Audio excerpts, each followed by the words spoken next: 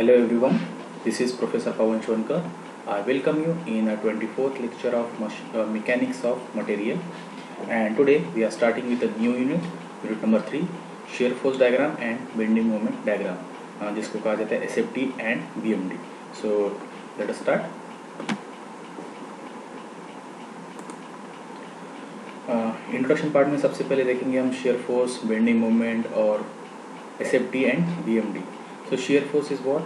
It is a algebraic sum of vertical forces at any section of beam to the right or left of section is known as shear force. So suppose let us discuss it with the help of diagram. ये suppose कोई beam है आपके पास में और number of forces उस पर acting है like this. Okay, सो और सपोज ये बीम ए बी है और कोई भी बीम सपोज सिंपली सपोर्टेड है या फिर कोई कैंटिलीवर है, कुछ भी है. तो ये जो बीम है सो अलग अलग पॉइंट पे, जस्ट लाइक ये पॉइंट सी है, ये डी है, ये ई है और ये एफ है सपोज.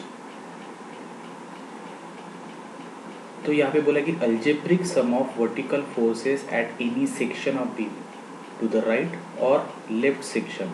मतलब क्या, जब भी हम एसएफडी और बीएमडी ड्रॉ करेंगे तो ये हो गया आपका कंप्लीट बीम जिसपे नंबर ऑफ फोर्सेस एक्टिंग है. ओके, सो हर एक पॉइंट पे नंबर ऑफ फोर्सेस है. तो आइदर इसका जो एनालिसिस है वो हम ऐसा कर सकते हैं, मतलब right to left continue forces हम, मतलब बी पे कितना है, फिर एफ बी पे क्या है तो कुछ भी नहीं है, ठीक है. फिर एफ पे है सपोज 5 न्यूटन का फोर्स, फिर ई पे सपोज 4 न्यूटन का फोर्स, देन डी पे सपोज 3 न्यूटन का फोर्स, सी पे सपोज 2 न्यूटन का फोर्स. तो यहाँ पे बी पे कितना है 0, एफ पे कितना है 5, ओके. देन 4 पे कितना है, सॉरी एफ पे कितना है 5, देन ई पे कितना है, ई पे है, ई तक जितने फोर्सेस ऐड हो रहे वो, मतलब ई पे इतने फोर्सेस ऐड हो रहे हैं 4 + 5. डी पे कितने हो रहे हैं, डी पे हो रहा है इतने फोर्सेस, मतलब डी तक, not exactly on D, D तक कितने फोर्सेस एक्ट हो रहे हैं 5 + 4 + 3. वैसे ही अगर सी पे हम काउंट करेंगे तो सी पे कितने फोर्स एक्ट हो रहे हैं 5 + 4 + 3 + 2. तो ये पूरा का पूरा जो एनालिसिस हमने हर बार, ये जो बीम था जहाँ जहाँ पे हमने सेक्शन लिया, जैसे हमने एफ पे सेक्शन लिया, एफ तक हम कंसिडर कर रहे हैं, तो ये हम हर बार उसका राइट हैंड साइड चेक कर रहे हैं कि जैसे ये बीम है और सपोज ये सेक्शन किया तो राइट हैंड साइड और लेफ्ट हैंड साइड. तो हर बार हम प्रॉब्लम को ऐसा डिस्कस कर रहे हैं, ओके. बीम को ऐसा एनालाइज कर रहे हैं, तो हर बार उसके राइट हैंड साइड हम चेक कर रहे हैं. हम लेफ्ट हैंड साइड से भी इस प्रॉब्लम को एनालाइज कर सकते हैं. सो एसएफडी क्या है, शेयर फोर्स डायग्राम क्या है कि sum of all vertical forces at that point, okay, and you are checking, you are analysing that section either right to left और लेफ्ट टू राइट. तो क्या था ये, algebraic sum of vertical forces at any section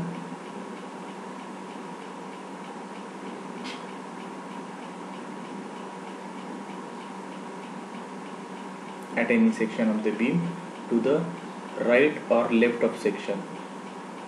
तो suppose जैसे ये हमने जो एग्जांपल लिया था, यहाँ पे F के राइट तक कितना है 5 न्यूटन का फोर्स है, फिर बाद में हमने सेक्शन बदल दिया, फिर से E पे है, तो E के राइट तक कितना फोर्स है 5 + 4 दैट इज़ 9 न्यूटन, ठीक है. यहाँ पे उसके बाद में D पे कितना फोर्स है या फिर D तक कितना फोर्स है.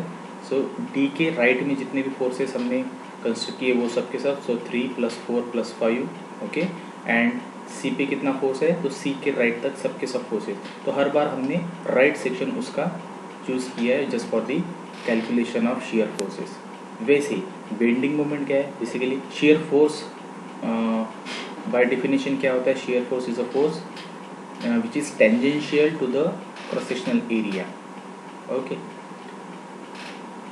तो अगर मतलब शेयरिंग मतलब क्या, शेयरिंग मतलब हो गया, सपोज जैसे अगर ये कोई पीस है मेटेलिक पीस, ठीक है, इसका शेयरिंग होना मतलब क्या, शेयरिंग होना मतलब 2 पीस में कट होना, तो ये हो गया शेयर फोर्स, ओके. और बेंडिंग मोमेंट क्या है, सपोज ये कोई बीम है कैंटिलीवर बीम, यहाँ पे मैंने फोर्स लगा दिया F और ये डिस्टेंस है सपोज x। ओके, सपोज हमने ऐसा कंसिडर किया। तो यहाँ पे बेंडिंग मोमेंट, अगर हमें मोमेंट अब ऊपर यहाँ पे हमें निकालना है एट द सपोर्ट, तो क्या रहेगा, फोर्स इनटू डिस्टेंस। यहाँ पे निकालना है तो यहाँ तक कंप्लीट लेंथ और मैग्नीट्यूड ऑफ फोर्स, इसका जो मल्टीप्लिकेशन रहेगा वो रहेगा आपका बेंडिंग मोमेंट। ठीक है, तो अगर इस बीम पे, जैसे हमने एक जो पहला एग्जांपल लिया था कि इस बीम पे नंबर ऑफ फोर्सेस है, तो पॉइंट बी पे बेंडिंग मोमेंट कितना है, एफ पे कितना है, ई पे कितना है, डी पे कितना है, बाद में सी पे कितना है और लास्ट में ए पे कितना है, ये सब के सब वेरिएशन, मतलब सब के सब बेंडिंग मोमेंट हम उस पॉइंट पे निकाल रहे हैं, उसका वेरिएशन हम प्लॉट कर रहे हैं किसी ग्राफ पे, तो वो रहेगा आपका बेंडिंग मोमेंट डायग्राम। ओके, सो शियर फोर्स क्या था, algebraic sum of vertical forces at any section of the beam to the right or the left section is known as shear force। और बेंडिंग मोमेंट क्या है, algebraic sum of all bending moment, algebraic sum of moment of all forces acting right or left of section। जैसे हमने forces को count किया था right to left, यहाँ पे कितना फोर्स, फिर यहाँ पे 5 है, फिर यहाँ पे 4 + 5, यहाँ पे 3 + 4 + 5, यहाँ पे 2 + 3 + 4 + 5, लाइक को हमने सम करते आइए यहाँ सी पॉइंट तक। तो वैसे बेंडिंग मोमेंट के लिए भी क्या करेंगे कि हम अलजेब्रिक सम करेंगे सभी फोर्सेस के मोमेंट की उस पॉइंट पे, और ये पूरा एनालाइज हम राइट हैंड सेक्शन में कर रहे हैं, लेफ्ट हैंड सेक्शन में भी कर सकते हैं। ठीक है, मतलब पहले क्या आएगा, पहले पॉइंट ए आएगा, फिर बाद में सी पे बेंडिंग मोमेंट, फिर डी पे, तो इस फोर्स का भी ये वाला फोर्स नहीं आएगा, फिर बाद में ई पे बेंडिंग मोमेंट कितना है, ई पे बेंडिंग मोमेंट इस फोर्स का इतने डिस्टेंस पे, इस फोर्स का इतने डिस्टेंस पे, तो उस पॉइंट पे सभी के सभी बेंडिंग मोमेंट कैलकुलेट करना, मतलब बेंडिंग मोमेंट और शियर फोर्स। ओके, तो ये जो वेरिएशन है शियर फोर्स का हो या फिर बेंडिंग मोमेंट का हो, वो जैसे अगर एसएफटी की बात करते तो plotting graph of shear force is a diagram which shows the variation of the shear force along the length of the beam, कि उस पॉइंट पे shear force की वैल्यू क्या है, इसका ग्राफ प्लॉट करना मतलब shear force डायग्राम। और बेंडिंग मोमेंट मतलब क्या है, bending moment diagram is one which shows variation of bending moment along the length of the beam, मतलब हर एक अलग अलग पॉइंट पे जो बेंडिंग मोमेंट की वैल्यू है उस वो वेरिएशन शो करना मतलब bending moment diagram. Okay, moving to next slide। Now cantilever beam, so let us discuss the types of beam first। पहला टाइप है जैसे कैंटिलीवर बीम। तो कैंटिलीवर बीम कैसा होता है, एक एंड से वो फिक्स रहेगा और दूसरा एंड फ्री रहेगा। तो suppose L is a length of beam, okay, तो यहाँ पे फ्री एंड रहेगा। ओके, सो ये रहेगा, this type of beam is known as a cantilever beam, कि जो एक साइड से फिक्स्ड है और दूसरा एंड इसका फ्री है। Okay, then next beam is a simply supported beam. So simply supported मतलब क्या है, जस्ट रखा हुआ। तो देखो डायग्राम में ये सपोज बीम है, तो इसका पहला एंड लास्ट एंड हमने बस जस्ट सपोर्ट करके रखा है, दो सपोर्ट पे उसको जस्ट प्लेस किया है। So this is what known as simply supported beam. We are not discussing loads right now. Structure of beam क्या क्या होता है वो हम डिस्कस कर रहे हैं। तो कैंटिलीवर क्या, तो पहला एंड उसका फ्री रहेगा लाइक दिस, एंड दूसरा एंड उसका फ्री रहेगा ये वाला। फिर सिंपली सपोर्टेड बीम क्या कि उसके दोनों के दोनों एंड वो जस्ट सिंपली सपोर्टेड है। Okay, over hanging beam, third type of beam is over hanging. तो ओवर हैंगिंग स्ट्रक्चर देखो, ये ओवर हैंगिंग मतलब क्या कि जैसे यहाँ पे एक सपोर्ट है और फिर यहाँ पे एक सपोर्ट है, तो ये जो पार्ट है, सपोज मैं यहाँ पे शो कर रहा हूँ कि एक्स लेंथ तक, तो ये जो एक्स वाला पार्ट है, एक्स लेंथ तक वाला बीम का पार्ट है, वो है सिंपली सपोर्टेड ना, क्योंकि इसका ये एंड सपोर्टेड है, ये एंड सपोर्टेड है। लेकिन ये जो पोर्शन है सपोज लेंथ वाई वाला यहाँ तक, ये क्या है, हैंगिंग पोर्शन है, यहाँ पे कुछ भी है नहीं, हैंग है।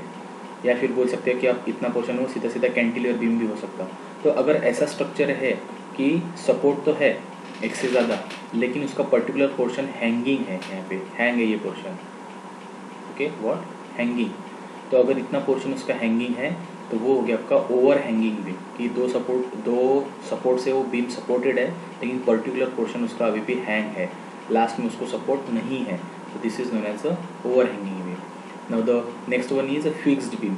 फिक्स्ड बीम मतलब क्या है, जैसे कैंटिलीवर में पहला सपोर्ट जैसा फिक्स है, ऐसा दोनों एंड से अगर बीम को हमने सपोर्ट कर दिया तो वो रहेगा आपका फिक्स बीम,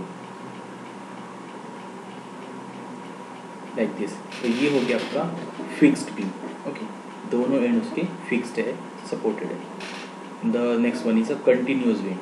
सो डायग्राम में देखो कंटिन्यूस बीम क्या है, ये सपोज ये बीम है, इसका पहला and just like simply supported, यहाँ पे फिर से हमने एक सपोर्ट दिया, ठीक है, यहाँ से हमने फिर से उसको सपोर्ट दिया, तो ये हो गया एक से दो से ज़्यादा सपोर्ट। जैसे अगर दो सपोर्ट है तो सिंपली सपोर्टेड बोल देता हमने, या अगर सपोर्ट नहीं रहता था तो क्या हो जाता था, ओवर हैंगिंग बीम, ठीक है।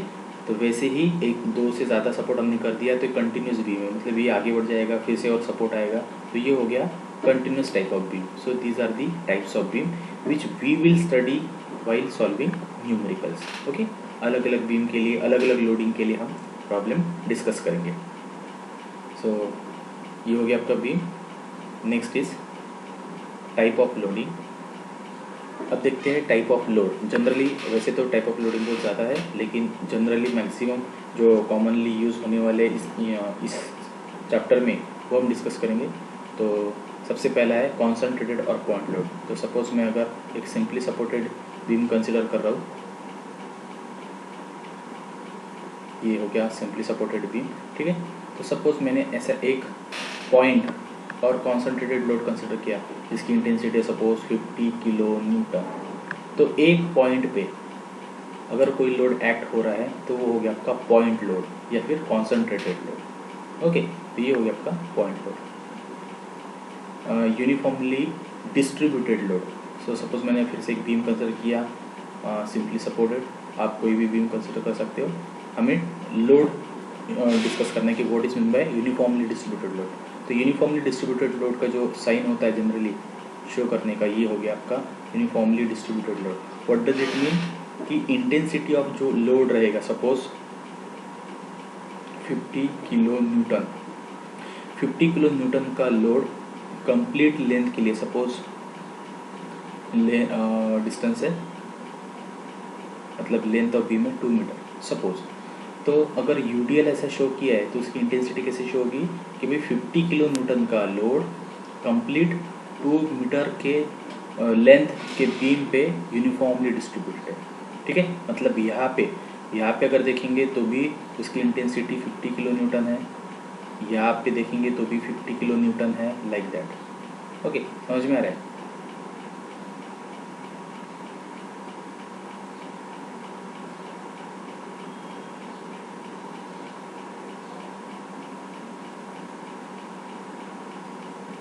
So what is meant by uniformly distributing load, कि जो लोड डिस्ट्रीब्यूशन है वो कंप्लीट लेंथ पे सेम है, तो या फिर यही point load through out surface और थ्रू आउट लेंथ सेम रहेगा, या फिर ऐसा भी उसको शो कर सकते हैं। तो ये हो गया आपका यूनिफॉर्मली डिस्ट्रीब्यूटेड लोड। इंटेंसिटी उसकी शो हो जाएगी just like 50 kilo newton per metre, और जैसे अगर यहाँ पे 1 मीटर है तो पर्टिकुलर उतना लोड कंप्लीट लेंथ पे, ओके। तो ये रहेगा यूनिफॉर्मली डिस्ट्रीब्यूटेड लोड। लास्ट है uniformly varying load. Before that अगर यूनिफॉर्मली डिस्ट्रीब्यूटेड लोड दिया है उसका जो एनालिसिस, जैसे हम उसको एनालाइज करेंगे, तो अगर लोड ऐसी कोई केस है कि ये आपका बीम हो गया, यहाँ पे दिया है आपको यूडीएल दिया है suppose W kilo newton per metre, okay, और लेंथ है सपोज L। तो अगर आपको यूडीएल का कन्वर्शन पॉइंट लोड में करना है, इस यूनिफॉर्मली डिस्ट्रीब्यूटेड लोड को पॉइंट लोड में अगर कन्वर्ट करना है तो उसका कन्वर्शन कैसा रहेगा कि ये हो गया आपका बीम इतनी लेंथ का, ठीक है। अगर यूडीएल है तो उसका पॉइंट लोड एग्जैक्टली सेंटर पे एक्ट होगा। लेंथ कितनी है टोटल, L है, तो इसका सेंटर कहाँ पे आएगा, यहाँ पे आएगा L/2 L/2, आधे पे आएगा, ठीक है। और लोड की इंटेंसिटी क्या रहेगी, लोड की इंटेंसिटी रहेगी, मतलब जो कुछ भी पॉइंट लोड रहेगा यूडीएल से बना हुआ वो रहेगा इंटेंसिटी इंटू इट्स लेंथ, मतलब वो रहेगा W इंटू L। इस केस में कैसा रहेगा, suppose 50 kilo newton per metre का, ठीक है, सपोज पर मीटर है, 50 किलो न्यूटन पर मीटर का यूडीएल है और लेंथ है सपोज 1 मीटर या फिर 2 मीटर, सपोज 2 मीटर है। तो यहाँ पे पॉइंट लोड क्या रहेगा, पॉइंट लोड वो रहेगा इंटेंसिटी दैट मीन्स 50 और डिस्टेंस या फिर लेंथ कितना है 2, तो ये हो जाएगा आपका 100 किलो न्यूटन। पॉइंट लोड में आपने कन्वर्ट किया यूडीएल को, ठीक है, तो सिर्फ लोड है इसलिए फिर वो किलो न्यूटन। अगर वो यूडीएल रहता था तो 50 किलो न्यूटन पर मीटर और the length for 2 metre like that. Okay, तो ये मैंने यहाँ पे कन्वर्शन बताया आपको कि अगर यूडीएल है तो उसका पॉइंट लोड में कन्वर्शन क्या रहेगा, इंटेंसिटी इंटू लेंथ, यहाँ पे ओके, इंटेंसिटी इंटू लेंथ। कहाँ पे एक्ट होगा, सेंटर पे एक्ट होगा बीम के। अगर वो 3 मीटर का रहता था तो 1.5 1.5, 4 मीटर है तो 2 metre 2 metre like that. Last है uniformly varying load. Now uniformly varying load मतलब क्या, कि जैसे यूडीएल क्या था, यूनिफॉर्मली डिस्ट्रीब्यूटेड, कि यहाँ पे भी लोड की इंटेंसिटी उतनी ही कहीं पे भी और यहाँ पे भी लोड की इंटेंसिटी उतनी ही। यूनिफॉर्मली वेरिंग लोड का मतलब होता है कि एक एंड इसका इंटेंसिटी में 0 है और दूसरे एंड पे हाईएस्ट इंटेंसिटी ऑफ फोर्स है, ठीक है। तो सपोज यहाँ पे ये ट्रायंगल जैसा दिखेगा, तो ये अगर बीम है, यहाँ पे हमने सिंपली सपोर्ट किया, ओके, तो यहाँ पे इंटेंसिटी 0 रहेगी, 0 न्यूटन पर मीटर। यहाँ पे मैक्सिमम रहेगी just like W Newton per metre. Suppose length है L, तो ये हो गया आपका यूनिफॉर्मली वेरी, मतलब यूनिफॉर्मली वेरी हो रहा है। उसका जो ग्राफ है वो जो इंक्रीजिंग पैटर्न है वो यूनिफॉर्म है, ओके, समझ में आ रहा है। तो ये हो गया आपका यूनिफॉर्मली वेरिंग लोड। अगर यूनिफॉर्मली वेरिंग लोड को आपको कन्वर्ट करना है पॉइंट लोड में, तो उसका कन्वर्शन फैक्टर क्या रहता है, उसका कन्वर्शन फैक्टर रहेगा कि जैसे ये यूनिफॉर्मली वेरिंग लोड मतलब क्या, उसका जो एरिया बन जाएगा वो ट्रायंगल है, दिख रहा है आपको यहाँ पे, ये ट्रायंगल हो गया पूरा का पूरा, ये ट्रायंगल है। तो इसका पॉइंट लोड कैसा बनेगा कि जैसे ये लेंथ थी, ये आपका बीम है, ठीक है, सपोज AB सब, और ये इसका जो पॉइंट लोड है वो इसकी लोकेशन सबसे पहले इम्पोर्टेंट है, लोकेशन। तो लोकेशन कहाँ पे रहेगा, जो बिग एंड है आपका, बिग एंड मतलब जहाँ पे इंटेंसिटी सबसे ज़्यादा है, यहाँ पे इस एंड से कितने डिस्टेंस पे रहेगा वो 1/3 इंटू लेंथ, इतने डिस्टेंस पे रहेगा उसका पॉइंट लोड। या फिर अगर आप जहाँ पे इंटेंसिटी 0 है उस एंड से काउंट करेंगे तो वो रहेगा 2/3, 2/3 इंटू लेंथ, इतने डिस्टेंस पे उसका पॉइंट लोड रहेगा। जैसे हमने यहाँ पे डिस्कस किया था यूडीएल के केस में, तो यूडीएल के केस में सीधा सीधा वो सेंटर पे एक्ट हो रहा है, हाफ पोर्शन इधर हाफ पोर्शन इधर। वैसे यूएल के केस में वैसा नहीं होता, वो कहाँ पे एक्ट होगा, 0 एंड से 2/3 ऑफ लेंथ या फिर बिग एंड से 1/3 ऑफ लेंथ पे, ओके। और इसकी इंटेंसिटी क्या रहती, तो चलो सबसे पहले पोजीशन दे देते हैं हम, आइदर 1/3 इंटू L, ठीक है, या फिर यहाँ पे लिख सकते हैं हम 2/3 इंटू L।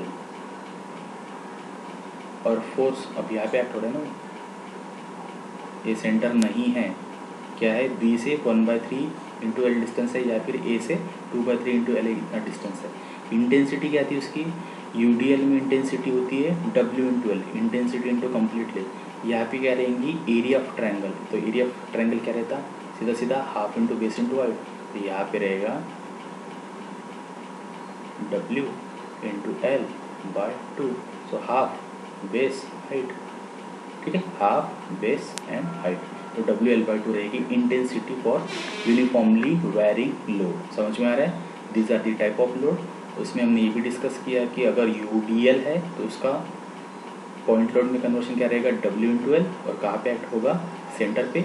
अगर यूवीएल है तो उसका पॉइंट लोड क्या रहेगा, WL/2, और वो कहाँ पे एक्ट होगा, जो बड़ा एंड है वहाँ से 1/3 इंटू L इतने डिस्टेंस पे, या फिर जो छोटा एंड है जहाँ पे इंटेंसिटी लोड की 0 है वहाँ से 2/3 इंटू एल इतने डिस्टेंस पे। समझ में आया? चलो moving towards the next slide. Now the next portion is a sign convention for shear force and bending moment diagram. Guys इसमें हम प्रॉब्लम सॉल्व करेंगे, ठीक है। तो इसका कुछ रूल है कि जैसे अगर कोई बीम है, नंबर ऑफ फोर्सेस से सब्जेक्टेड है, तो जैसे हम उसको आइदर राइट साइड से लेफ्ट साइड तक सॉल्व करेंगे या फिर लेफ्ट साइड से राइट साइड तक सॉल्व करेंगे। तो जो साइन कन्वेंशन है कि भाई कौन से फोर्सेस को पॉजिटिव लेना है, कौन से फोर्सेस को निगेटिव लेना है, वो हमें यहाँ पे डिस्कस करना है। तो देखो shear फोर्स के लिए साइन कन्वेंशन क्या है? The shear force at any section will be considered positive when the resultant of the forces left of the section to the left of the section is upward। तो मतलब जैसे देखो अभी यहाँ पे ये हो गया आपका बीम और सपोज ए बी, और मैंने यहाँ पे कोई सेक्शन लिया सपोज, ठीक है। तो अगर ये हो गया आपका राइट हैंड और बीम का ये हो गया आपका लेफ्ट हैंड सेक्शन, तो right hand section left hand section, एक ही बीम है उसका राइट हैंड लेफ्ट हैंड। अगर आप राइट हैंड चेक कर रहे हो, अगर राइट हैंड में फोर्स डाउनवर्ड है या फिर लेफ्ट हैंड में फोर्स वर्टिकली अपवर्ड है, तो इस केस में आपका जो एसएफ रहेगा वो पॉजिटिव रहेगा। समझ में आया? नहीं, देख लो ये हो गया आपका बीम, ओके, और बहुत सारे फोर्सेस मैं यहाँ पे ड्रॉ कर दे रहा हूँ। सपोज मैंने 3 फोर्सेस ड्रॉ किए, ए, सी और बी, ठीक है। और जैसे एक सबसे पहले हमने डिसाइड किया कि हम इसको ऐसे ही सॉल्व करेंगे, प्रॉब्लम को ऐसे सॉल्व करेंगे, ठीक है। ऐसे सॉल्व करेंगे मतलब पहला पॉइंट आएगा बी, बाद में आएगा सी, बाद में आएगा ए। तो बी पे तो जैसे बी तक कुछ भी है क्या? नहीं, बी से पहले तक की कुछ नहीं है। तो जैसे ही हम यहाँ पे सेक्शन ले रहे हैं, सपोज यहाँ पे हमने लिया, तो हम कौन सा पोर्शन चेक कर रहे हैं? ये हो गया आपका राइट हैंड साइड, ठीक है। हर बार हम राइट हैंड साइड ही चेक कर रहे हैं ना। तो राइट हैंड साइड में फोर्स कैसा है? वर्टिकली डाउनवर्ड है, इसलिए फिर ये पॉजिटिव है, ठीक है। फिर बाद में यहाँ पे सेक्शन लिया सपोज हमने, तो यहाँ तक देखो बी पे भी फोर्स वर्टिकली डाउनवर्ड है, सी पे भी फोर्स वर्टिकली डाउनवर्ड है, तो इसलिए पूरा का पूरा जो कंबाइंड शेयर फोर्स आएगा वो क्या आएगा? पॉजिटिव आएगा। बाद में सपोज हम यहाँ पे गए, यहाँ पे मतलब भी बीम तो खत्म हो गया, यहाँ पे आ गए, तो सभी की सभी फोर्सेस बी पे, सी पे और ए पे, ये राइट हैंड साइड में, जब भी हम राइट हैंड साइड चेक कर रहे हैं तो अगर फोर्सेस वर्टिकली डाउनवर्ड है तो फिर शेयर फोर्स पॉजिटिव रहेगा, इसलिए फिर फोर्स ऐसा होना चाहिए। यही प्रॉब्लम आप लेफ्ट हैंड से राइट हैंड अगर ऐसा चेक कर रहे हो, ठीक है, जैसे आप यही न्यूमेरिकल था सपोज, एक बार फिर से देखते हैं।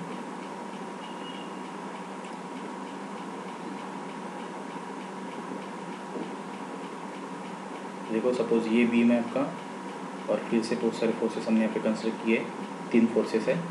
अब हम लेफ्ट हैंड साइड डिस्कस करेंगे। तो सपोज ये एंड ए और ये बी, ये right hand side, left hand side क्या है कि कोई बीम का पर्टिकुलर पोर्शन आपने डिस्कस किया, सपोज इतना पोर्शन, तो यहाँ पे अपने सेक्शन बना दिया देखो, तो ये हो गया सेक्शन बीम का। तो सेक्शन कैसा हो गया? यहाँ से यहाँ तक हो गया राइट हैंड साइड, यहाँ से कंप्लीट यहाँ तक हो गया लेफ्ट हैंड साइड, ठीक है, जस्ट लाइक दैट। ओके, सो अगर हम लेफ्ट हैंड साइड डिस्कस कर रहे हैं, एक मिनट, सबसे पहला वाला पॉइंट मैं इरेज कर देता हूँ।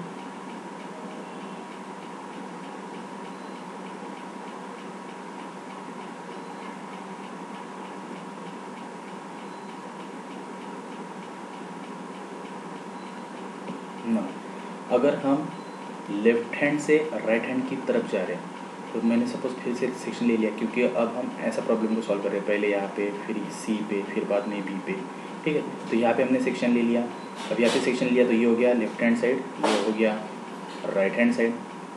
लेफ्ट हैंड साइड पे आपका फोर्स कैसा है? वर्टिकली डाउनवर्ड है, हमें कैसा चाहिए था? Vertically upward. यहाँ पे देखा है, देखो, when the resultant of forces to the left of the section is upward, मतलब लेफ्ट हैंड का फोर्स हमेशा हमें अपवर्ड चाहिए, अगर वो अपवर्ड है या फिर राइट हैंड का जो फोर्स है वो डाउनवर्ड है, तो इस केस में आपका जो शेयर फोर्स, जो डायग्राम में आपका शेयर फोर्स बनेगा कंप्लीट रिजल्टेंट, वो पॉजिटिव रहेगा। लेकिन इस केस में क्या हो रहा है कि लेफ्ट हैंड में शेयर फोर्स वर्टिकली डाउनवर्ड है, वो तो अपवर्ड चाहिए था, इसलिए फिर यहाँ पे शेयर फोर्स निगेटिव रहेगा। फिर से सेक्शन चेंज कर देंगे। अब यहाँ पे सेक्शन है तो ये पूरा का पूरा हो गया यहाँ से यहाँ तक, ये हो गया आपका लेफ्ट हैंड, और बचा हुआ यहाँ पे ये हो गया आपका राइट हैंड। तो लेफ्ट हैंड में ए पे वर्टिकली डाउनवर्ड है, सी पे भी वर्टिकली डाउनवर्ड है, तो कंप्लीट लेफ्ट हैंड साइड में दोनों के दोनों फोर्सेस वर्टिकली डाउनवर्ड है।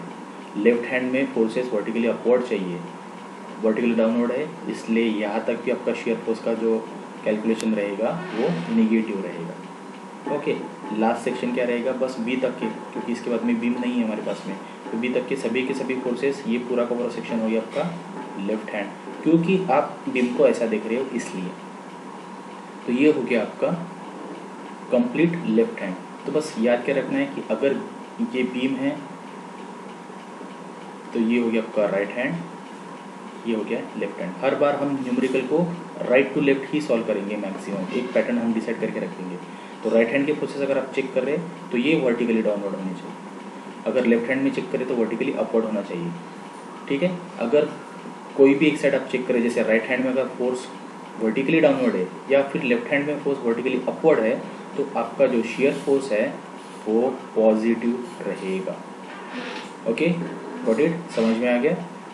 वैसे ही जो नेक्स्ट स्लाइड है उसमें है sign convention for bending moment, so हम नेक्स्ट लेक्चर में उसको डिस्कस करेंगे। ओके, तो बस यहाँ पे आपको फिक्स रखना है दिमाग में कि अगर शेयर फोर्स के लिए लेफ्ट हैंड में अपवर्ड, राइट हैंड में डाउनवर्ड, क्या बोला है मैंने, लेफ्ट हैंड में अपवर्ड और राइट हैंड में downward, then shear force is positive. Okay, thank you.